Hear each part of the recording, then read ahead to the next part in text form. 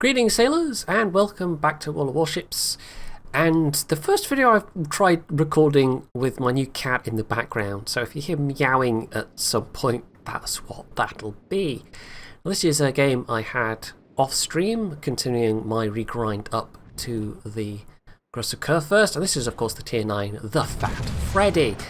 Beloved by very few people indeed, because it's not particularly great. If you go and look at the stats such as that you can look up, you know, the fan sites that accumulate these things for tier 9 battleships in particular, this and the Izumo basically are at the bottom of the chart for almost all of them, if not... Oh, there must be something that's at the bottom, you know, something else other than these two, but in both cases it's the turret arrangement that's awkward. With the Izumo, of course, it has the all-forward turrets, and you very rarely get to use all of your guns in that ship. You only, most of the time, get to use 6 out of 9 guns. This is exactly the same, only in this case it's 4 out of your 8 guns. But you do at least get the option of bigger guns, because these can mount 420mm guns versus 406s. And also these are faster firing guns too. Now this time round I have taken my existing captain and basically, after initially playing it with the survivability builds that I had previously, I've gone all in on secondaries instead, just because I was getting rather frustrated replaying this thing. It's not one that I played voluntarily that often prior to the regrind, and now I'm sort of remembering why, because much like the Tirpitz, you only have 8 guns. Yes, they are bigger guns, but the ship as a whole feels actually rather less tanky than the... Did I say Tirpitz? I meant Bismarck. You know what I mean. It feels rather less tanky than the Bismarck. And even though the calibre of the guns is larger, even though you have more health, the whole experience is just that bit more frustrating, because you just seem to eat a lot more damage overall than the Bismarck does. And because of the unreliable gunnery, which is possibly, in terms of its overall damage, of course, it can do more than Gneisenau, but it does kind of feel a bit like the Gneisenau at times in terms of the frustration of dealing with these guns, even though, of course, these days it probably is better overall as an experience playing than the very first time I'd have played through it, because of course they changed the dispersion from the original German dispersion model to be the same as the American dispersion model, so it's in theory a bit better than it was, but it's still not great. It's still a great big target most of the time that fails to do significant amounts of damage in return. And the only real reason why I'm grinding through rather than just free XPing straight to the Grosse curve first, which overall is a much nicer experience just because of the extra firepower, and you, I think, have better turret angles. I don't remember the GK's turret angles being nearly as bad as this. That's one of the absolute annoyances playing this ship, is how bad the turret angles are. So, yeah, even though the GK can still feel like a big punching bag sometimes, it feels like it can do that much more damage than this thing. So there are my secondaries opening up at that Odin. We have rather lost this flank. I mean, the destroyer went in, but we can see that we were outnumbered here. So myself and the Iowa are falling back, but that Fiji, who I think is the division mate of... They did the division mate of the Z39, or they're the division mate of somebody. Maybe that's just coincidence that they ended up here. I thought they were in the same division, them and the Z39 that died, but I guess I was wrong. Anyway, yeah, they're in a bit of a sticky situation. They're not even really trying to run away, but if they did, I mean, there's the Georgia in the middle or the Odin advancing from the other side, so once their smoke goes, they're in a bit of a bad situation, and I'm basically now just trying to ensure that I stay alive myself. The secondaries are hitting a bit. It's just... And again, this is an angling thing, either exactly ahead or behind you. You don't really get any hits from the secondaries. You have to be angled somewhat for the secondaries to do their work. We do have the other cap though, so this is looking not too bad so far. I mean, we were a little down on both points and ships, but hopefully the massive ships on the other side can take care of the enemy team that's there and push through, and it won't be that big of a deal. Hopefully. This is a bit boring for me in the meantime, however. I mean, the Odin, not the most health. I don't think they've got somewhat secondary spec themselves to be hitting me at this range. I think without any assistance whatsoever, it's what, 7 point something kilometers, 8 kilometers, something like that. So you have to have at least some skills like AFT or some of the ship upgrades. But of course, with the tier 9, you get that extra slot at the end where you can stick in, I can't even remember what it's called, but the secondary upgrade that also gives you some extra flak bursts as well, so it does help your AA a little bit. Of course, lacking that main gun battery module that gives you the 7% increased or decreased inaccuracy, increased accuracy, I don't know which way to pass that actually.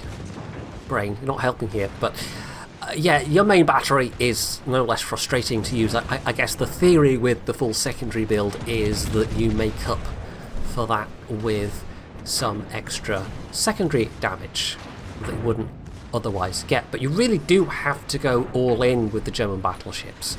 It's why up until now, I've really only had my Tirpitz B with a specific secondary setup for the Germans, and otherwise I've tended to just stick with things like the Massachusetts or the Georgia if I want to have secondaries on a battleship pinging away, because you don't need to go all in captain skills in the same way.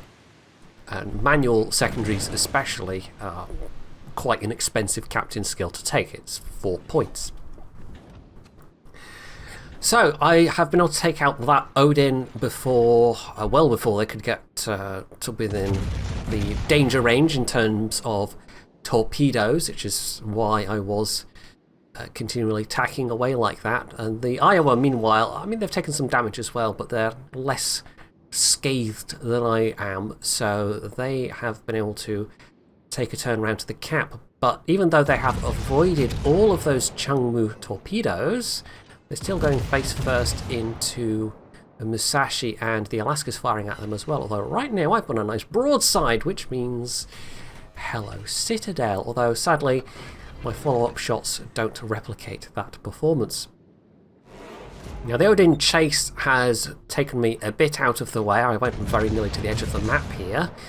And as you can see over at the A cap while this has all been going on, here, it's not exactly been gravy. There's one ship that's left in the cap. We've got another pink ship. Was that the Ashitaka heading out of the cap? The Friesland's still around there. The North Carolina's over on the one line. It's all looking a bit messy.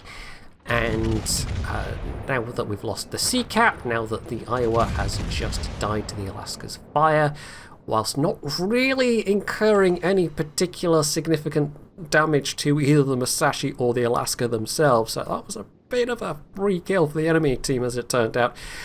Yeah, this is starting to now slide away from us, especially in terms of points. Now this bit I've sped up just because there's an awkward bit of manoeuvring here. That was me thinking, I'll get round and surprise that Musashi. Surely they're going to try and back off round the island and I'll get some shots. But no, instead they keep going forwards. So my plan to try and sneak round behind them in my very large German battleship, which is such a sneaky ship, you guys, it looks like it's not going to happen at all. So instead I end up doing this turn. I'm not entirely sure why I kept turning all the way around here, probably more than I needed to, but by the time he's come out here, he's lost most of his health, and well, I'm basically just going to get the kill secure. It's a bit cheeky, but you know, I'd rather make sure he's dead.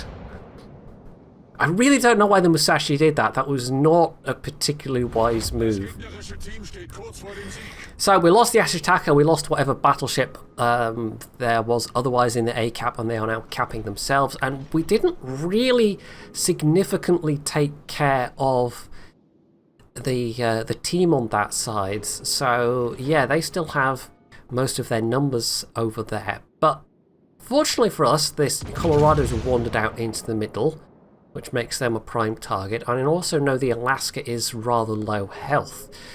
And we need kills rapidly. We're losing our last cap. This was actually my plan, was to get into the D cap and start capping that, rather than go to the C cap, which either the Buffalo or the Friesland could get. I figured I would instead just go straight for the cap to the north of me.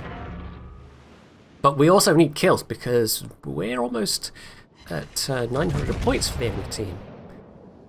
There's not going to be a lot left in it at that point, so yeah. Now, no big chunky hits against the Colorado, unfortunately, because these guns just aren't particularly reliable. They're just, I don't know, it's one of those chips you just have to accept. The guns are going to be frustrating to use, and it's going to take a buttload of damage, and that's it. I honestly don't know what you could do particularly to improve the Der Grosse. Maybe the survivability overall could do with a bit of a, like, I don't know, maybe there's some sections of plating that could be buffed that would provide good enough difference to feel like they're making a difference. Or else you could, I don't know, like, the guns already fire fairly rapidly, and you can make them even more rapid firing if you want to set your ship up that way. But yeah, I don't really know what you would do with this overall. It's just kind of big and awkward, and it's weird because the GK is also kind of big and awkward, and yet just with the extra barrel per turret, you know, that's a significant increase in firepower. It really does make a big difference. And oddly enough, with this, I mean, these are the 420mm guns. With this, what I tended to do in the past, and what you're seeing me playing with now, 420mm, the bigger guns, you know, they have a bit more impact, they have a bit more penetration. But with the GK, I have always tended to use the 406s, just because you then get the extra rate of fire. And with the extra barrels that you have, like, it's always felt a bit perverse to me that you would use the smaller guns on the tier 10 and the bigger guns on the tier 9. But yeah, it's somehow just always felt like the better way to do it. So I don't know, maybe you could buff the 16-inch guns a little on this to make them a more attractive choice, or I don't know. Anyway, so that Alaska takes a slightly long time dying, just with the angling it was at.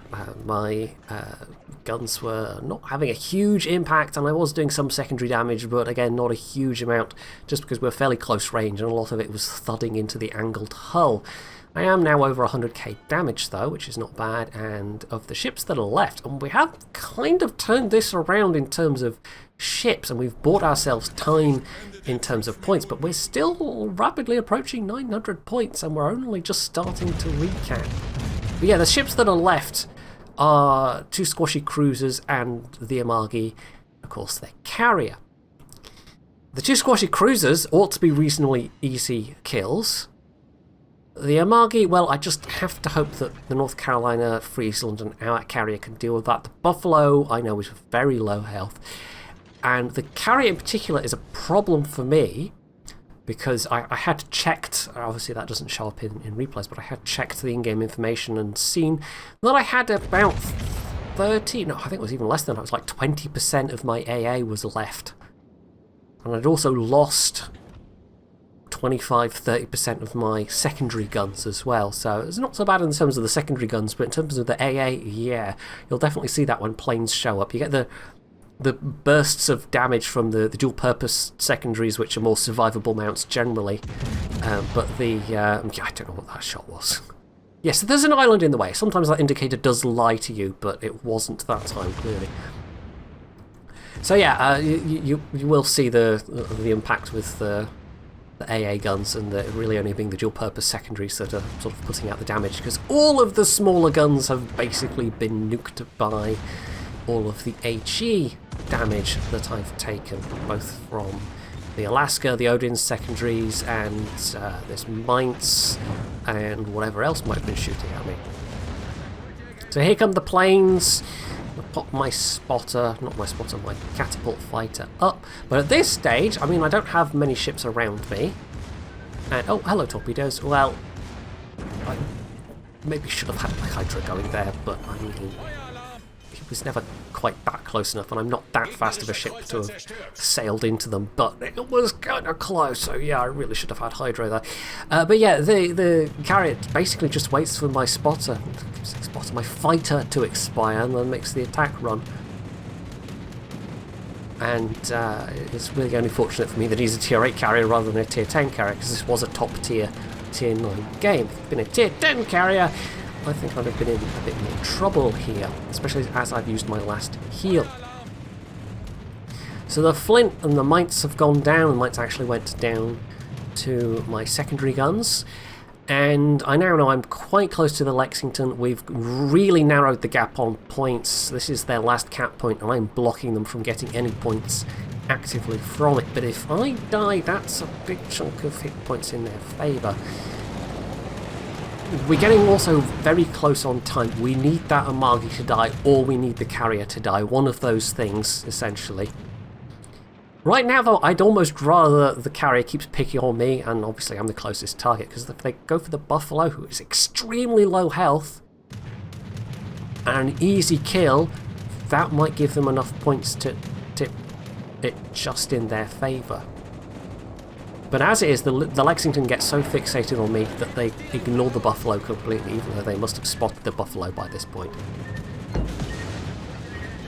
So, in a way, you know, the sacrifice was kind of worth it in terms of victory points, because if the Buffalo had gone down, would that have been enough points? Maybe just.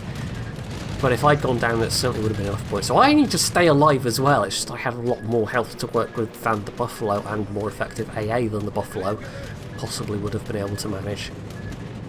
So it just remains to be seen if I get into either main battery or secondary gun range of this Lexington. We've killed the Amagi, which gave us that vital push of points. I did sail out the cap because I didn't just want to sit there and make myself an easy target for the Lexington. In fact, I really did just want to get some damage out of the Lexington if possible, and maybe even get the kill. But as it is, there just isn't the time. My spotting with Hydro does, however, give I think the Friesland, possibly the North Carolina, the chance to get a bit of damage out of the Lexington, though. So it wasn't in vain. My use of Hydro there at the end was actually kind of handy. So that was Fireproof, Dreadnought, and a Close Quarters. 140,000 damage done. Not amazing, but it was more that this was a really close game, and it looked like it was really going to slide away from us at one point, and then we somehow managed to bring it back. You know, the enemy team overextended, they got overconfident, or I don't know, really. I couldn't quite, like, I didn't have stuff, the vital flank, as it were, was not within my view range for most of that, so I didn't kind of have the intelligence as to what was going on over there other than the minimap in terms of like hit points. Did a bunch of lower health ships suddenly decide they were going to rush into our ship's guns, for example? Who knows? But yeah, as it was, it came really quite close to being in their team's favour, and even that Lexington going for the Buffalo at the end. Hell, if they'd gone for the Buffalo earlier when they were trying to cap and trying to stay stealth so they could have capped, again, that could have made a big difference as it turned out. But fortunately they didn't. Fortunately, I was able to take down a couple of ships, even if there was a bit of a kill secure, and tank the attentions of that Lexington at the end to keep them off the Buffalo. And fortunately, the Amagi went down on all the other cruisers at the end, and that was that. So yeah, I'm not particularly looking forward to the rest of this grind, but you know, I'll get as far as I can. I've got all the camos and the flags stacked up to reduce it to the kind of minimum possible. So yeah, I might just lose patience at some point and free XP it, but we'll see. I've managed the grind before, I'll probably manage it again, and I am kind of looking forward to getting back to the GK, because I do like that ship. So that's it for this replay. Hopefully you have enjoyed it, and if you have, you can do all the usual things down below, and as always, stay tuned for more.